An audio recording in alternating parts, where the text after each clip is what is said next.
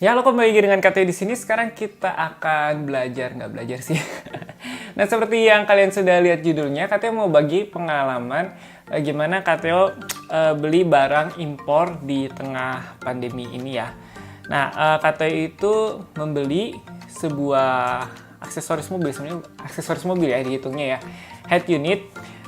Waktu itu KTO itu belinya ya di AliExpress. Harganya itu sekitar 104 dolar gitulah, kalau misalkan dirupiahkan itu sekitar 1,5 jutaan.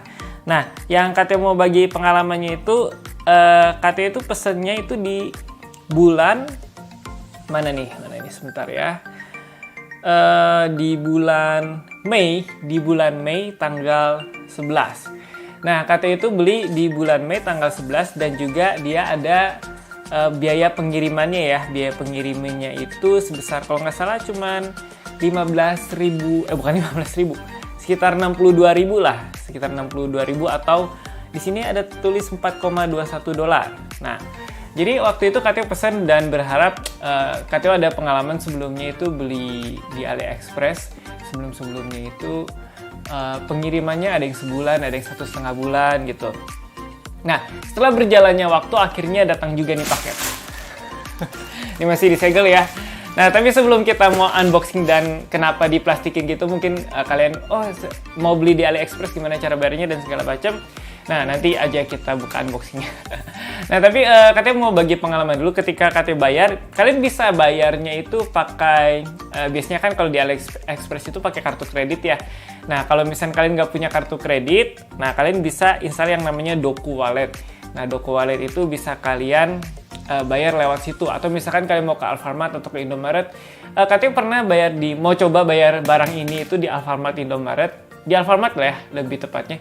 Di Alfamart, tapi seringkali sistemnya itu error melulu.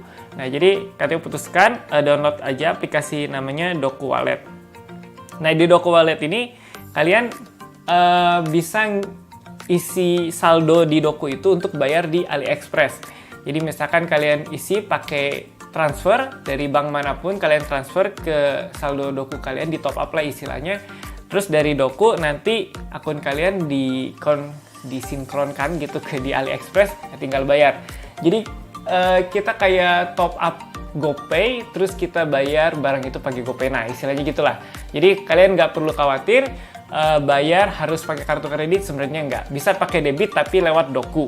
Nah, lanjut ke cerita selanjutnya. Nah, KTO kan melakukan pembayaran itu di bulan 5, terus sekitar tanggal 14 atau 11 ya, di sini tulisnya sih tanggal 11 bulan Mei. Nah, lalu KTO itu karena saking semangatnya gitu beli ini. Jadi KTO itu kayaknya sebulan nyampe. Karena di sini kalau misalkan kalian lihat, KTO udah kasih screenshotnya ya. Nah, shipmentnya itu sudah diterima oleh airline itu sekitar tanggal 21. Terus sekitar tanggal 21 Mei ya. Terus sekitar tanggal 22 Mei dia itu terbang ke negara tujuan. Wah, kayaknya sebulan nih, kayaknya tanggal 22 bulan 6 gitu. Nah, kita pikir kayaknya akan secepat itu sebulan. Nggak taunya ditunggu. Akhirnya tanggal 27 Juli ya, tepat sebelum KTO ulang tahun. Datang barangnya gitu. Bukan datang sih, jadi KTO juga baru tahu kalau misalkan kalian mengimpor barang atau beli barang dari luar negeri, kalian kan pasti kena pajak. Nah, kalau yang peraturan sekarang itu di bawah 3 dolar itu nggak kena pajak. Kalau dulu 100 ya, kalau KTO nggak salah ingat. Nah, kalau misalkan di atas 3 dolar kalian kena pajak. Perhitungan pajaknya kalian bisa cari sendiri lah di Google. Dan misalkan KTO kasih di link description di bawah. Nah, pada saat ini kena pajaknya itu 313.000. Nah, nanti KTO akan munculkan juga screenshotnya mungkin di sini atau di sini. 313.000. Nah, kena pajaknya itu segede gitu ya. Ya lumayan lah ya. Hitung-hitung bantu negara lah. Jadi kalian beli barang dari luar negeri, ya masa nggak bayar pajaknya sih, masa mau gelap-gelapan, ya bantu negara lah biar makin maju Indonesia. Nah, ketika dilihat pajaknya segitu, kalian bisa cek pajaknya. Nanti KTO juga kasih link deskripsinya di bawah. Pokoknya cek pajak, cek segala macam, kok KTO berikan aja lah link deskripsinya di bawah. 313.000. Nah, waktu itu kan KTO sudah ngecek tanggal 25 ya. Tanggal 25 itu sudah di Bandung ya. Tanggal 25 itu wah kayaknya bisa cepet dikirim nih. Tinggal hitungan hari. Bukan tanggal 25, 23 ya. Tanggal 23 udah nyampe di Bandung. Wah, kayaknya hari Sabtu atau hari Jumat kayaknya bisa dikirim deh. Nggak taunya pas dicek statusnya delivery failed, yang artinya gagal ya. Nah, pas KTO cek ternyata kalian bisa cek di pos juga ya. Pas KTO cek iseng-iseng nomor resinya di pos. Nah, ternyata itu si barangnya itu di kantor pos daerah Soekarno-Hatta ke sana ya. Bagi yang tahu kantor pos yang khusus impor. Nah, kita harus ambil, ternyata si barangnya itu di sana, gitu. Nah, pada saat KTO telepon kan penasaran nih, karena sudah nggak sabar gitu ya, pingin ngambil, pingin dapet gitu si barangnya. Pas KTO telepon, oh ini kalau pajaknya di atas 250.000 harus ngambil sendiri. Dan ternyata ya tanggal 27 Juli atau hari ini ya KTO langsung buat videonya, harus langsung ngambil ke sana karena biaya pajak, bukan biaya pajak ya, pajaknya itu di atas 250.000. Jadi kalau misalnya kalian beli barang impor, pajaknya di atas 250.000, siap-siap langsung ambil ke kantor pos yang mengurus impor ya, atau customs atau bea cukainya. Nah, jadi barangnya nggak mungkin dikirim ke kalian. Nah, kalian harus ya sediakan waktulah sehari untuk setengah hari untuk kesana ngambil. Dan diambil paketnya itu seperti ini. Jadi sudah diplastikin pos Indonesia, ini KTO sudah semprot ya, biar aman. Dan ini diplastikin gini. Dan di sini kalau kalian lihat, ini sudah dibongkar sama si tukang pajaknya ya. Nah ini, si tukang pajak, pejabat pajak tukang. Nah ini ada kalian ini, lihat, nanti kita akan lebih jelas unboxingnya. Jadi barang kalian itu dibongkar untuk memeriksa kebenaran daripada si barang itu. Nggak apa-apa ya dibongkar, terus ya asal kita nanti lihat apakah ada yang cacat atau enggak. Seharusnya sih enggak ya, karena katanya percaya sekali. Jadi kalau misalkan ada yang kehilangan ya tinggal lapor aja ke pos sana. Oh ada hilang ini, kurang kumplit segala macam. Oke, nah jadi gitu aja cerita KTO tentang pengalaman beli di AliExpress. Mungkin di tengah pandemi ini ya nggak tahu kondisi dunia. Sejak KTO buat ini ya kan bisa dikatakan sudah ketemu vaksinnya dan segala macam. Nah itu juga mempengaruhi kecepatan dalam pengiriman. Jadi yang KTO sesalkan sih, bukan sesalkan ya, yang kesel gitu nunggu lama itu pengirimannya itu. Kalau misalnya untuk dari konfirmasi dari beli ke pengiriman dari negara asalnya di China itu ya sekitar 3 hari sampai 4 harian gitu udah konfirmasi untuk dikirim. Nah tapi dari sananya ke sini lama banget.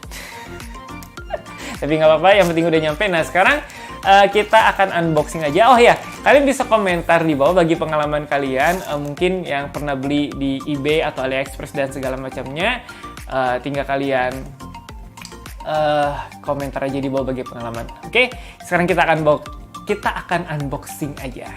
Oke, jadi kita akan unboxing ya. Ini pada plastik kantor posnya, PWU dan segala macam. Sini disegel, kita langsung buka aja pakai cutter. Lumayan tebal ya plastiknya ya. Aduh. Oke. Nah, ini kita sudah buka si plastiknya. Nah, yang seperti sudah KTO katakan, ini disegel. Dan sini pada saat kalian terima barangnya, pastikan di sini ada alamat kalian. Dan juga ya nama dan alamatnya benar. Oke, di sini ada. Oh, di sini harganya ternyata $116. $116 mana nih? Nah, semoga di situ kelihatan. Jadi di sini $116, padahal KTO itu belinya cuma $105. Ya mungkin ada naik segala macam. Oke, packingnya seperti ini. Dari dusnya sih nggak ada yang rusak ya. Oke, kita buka. Apakah sesuai dengan harapan KTO? Semoga sih ya, karena ini barang yang ditunggu-tunggu. KTO beli head unit ini karena head unit KTO itu rusak. Jadi terpaksa KTO beli di AliExpress karena selain murah, yang ada frame-nya, khusus frame-nya kalau misalnya kalian senang permobilan dan senang ngotak-ngatik head unit, aduh ini susah juga. Itu yang ada frame-nya itu biasanya lebih mahal. Nah, KTO temukan di AliExpress bisa lebih murah daripada yang beli di sini. Oke, dibungkus bubble wrap, bagus ya. Bubble wrap-nya yang ada isi angin ya. Oke, kosong lagi. Nah, sekarang kita akan lihat. Nah, angle-nya lebih ke bawah mungkin. Lebih enak lihatnya. Oke. Ini KTO bingung. Oh, sepertinya ditarik ya. Oke. Nah, ini head unitnya. KTO juga deg-degan nih. Ini pecah atau enggak sih? Kalau sampai rusak, aduh. Oke.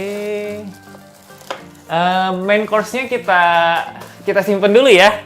Kita lihat perkabelannya dulu. Waduh, ini KTO kayaknya nggak mungkin pasang sendiri sih.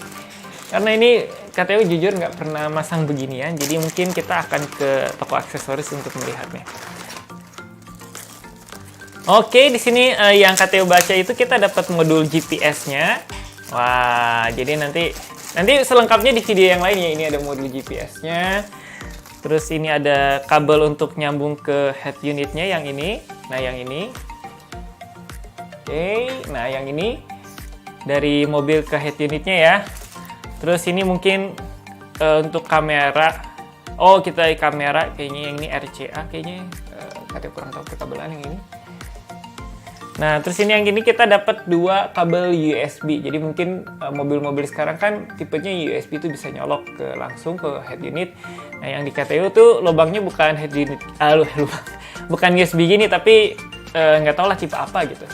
Nah, terus kita dapat suratnya, oh ada kartu garansi. Bukan, ada user manual. Nah, biasanya barang dari Cina itu nggak ada user manualnya. Ini kita dapat user manualnya. Jadi kita bisa baca-baca dulu. Oke, nanti kalian baca. Wes, ada kartu garansi. Jadi bagi yang ragu, ini KTO bukan promosi, tapi KTO tidak menyangka dapat kartu garansi dan juga user manual. Biasanya KTO baca itu di apa sih namanya? Review-reviewnya nggak dapat. Oke. Ini juga apa ini? Oh, ini ada suratnya dari Seiken Team. Nanti link pembeliannya KTO pasangkan di sebentar, ada di link description ya. Oke, ini bubble wrap. Dan ini adalah main course-nya. Jeng head unit yang KTO tunggu-tunggu. Oke. Wah. Ini plastiknya ya plastik sih. Dan ini kenapa KTO beli yang dari China dan sebentar. KTO inspeksi dulu. Tidak ada lecet. Frame-nya nggak pecah. Oke, di sini ada soket-soketnya ya. Oke, soket-soketnya yang KTO nggak akan ngerti. Nanti mungkin KTO akan pasang di bengkel aksesoris yang dekat rumah KTO. Oke, jadi ini adalah 9 inch, head unit 9 inch dengan spesifikasinya RAM-nya 2 GB dan juga memorinya itu 32 GB. Nah, kenapa KTO pilih yang RAM-nya 2 GB dan 32 GB? Biar awet aja gitu, nggak ngelek-ngelek. Dan harganya untuk yang segini itu cuma 1,5 juta dengan plus frame. Plus frame ya, KTO ingatkan sekali, plus frame. Nah, kalau di Indonesia yang plus frame itu KTO lihat di Shopee ada yang 5 juta, aduh 5 juta. Ada yang 3 juta, frame-nya aja udah mahal banget. Jadi, ini KTO belum coba fungsinya, nanti di video yang lain kita akan coba fungsinya ya. Tapi KTO puas, sepertinya tidak ada yang segala macam. Oke, jadi untuk unboxing kali ini KTO paling puas ya, karena tidak ada goresan dan semuanya aman. Oke?